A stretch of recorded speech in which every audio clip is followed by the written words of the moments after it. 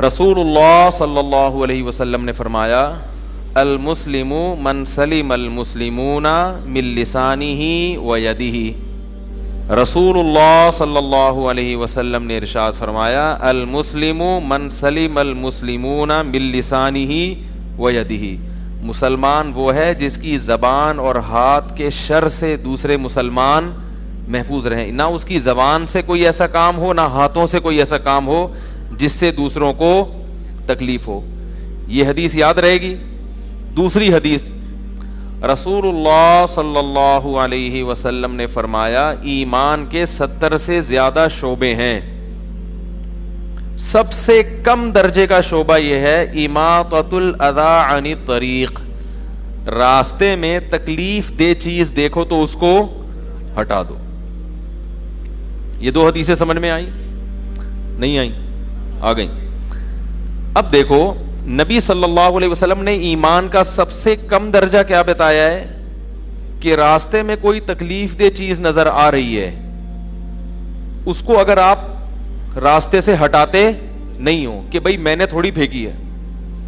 بعض دفعہ لوگ کہتے ہیں بھئی میں نے تھوڑی پھینکا یہ کچرا جو میں ہٹاؤں یہاں سے، میں نے تھوڑی یہ گٹر کا ڈھکن یہاں سے ہٹایا ہے، میں نے تھوڑی چرایا جو میں ڈھکن یہاں لا کے لگاؤں۔ لوگ یہ سوچتے ہیں۔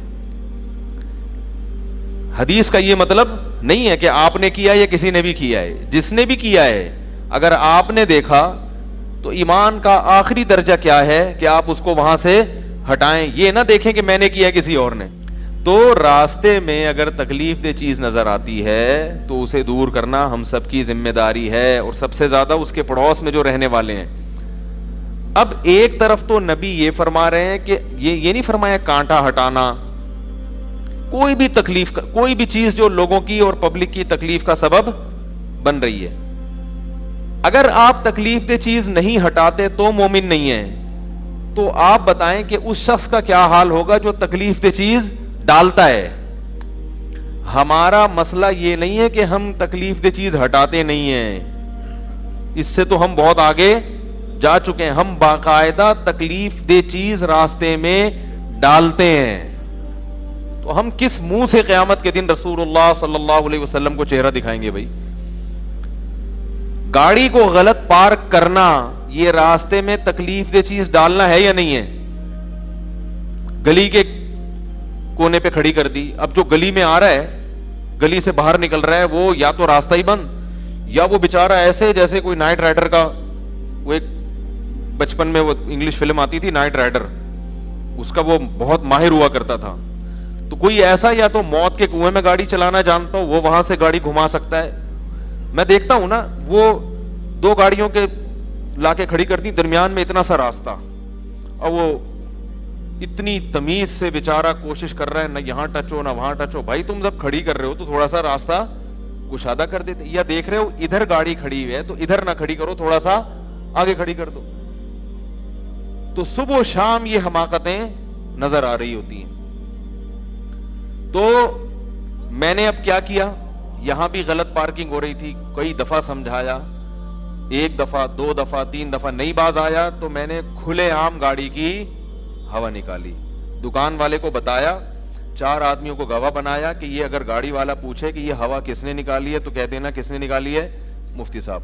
تو یہ میں کہنا کہ تاکہ کسی اور پہ الزام نہ آئے، ایسا نہ ہو کسی کو پکڑ کے کوٹ دیں وہ، تو کہنا کہ یہ کس نے ہوا نکالی ہے۔ اور یہ آپ کو بتانے کا ایک باقاعدہ مقصد ہے کہ 3 دفعہ سمجھائیں جو غلط پارکنگ کرے، 3 دفعہ کے بعد باز نہ آئے تو کیا کرنا ہے، اچھے بچوں کی طرح اس کی نہیں، یعنی اس کی گاڑی کی، جب اس کی گاڑی کی ہوا نکلے گی تو آدھی اس کی خود بخود نکل جائے گی۔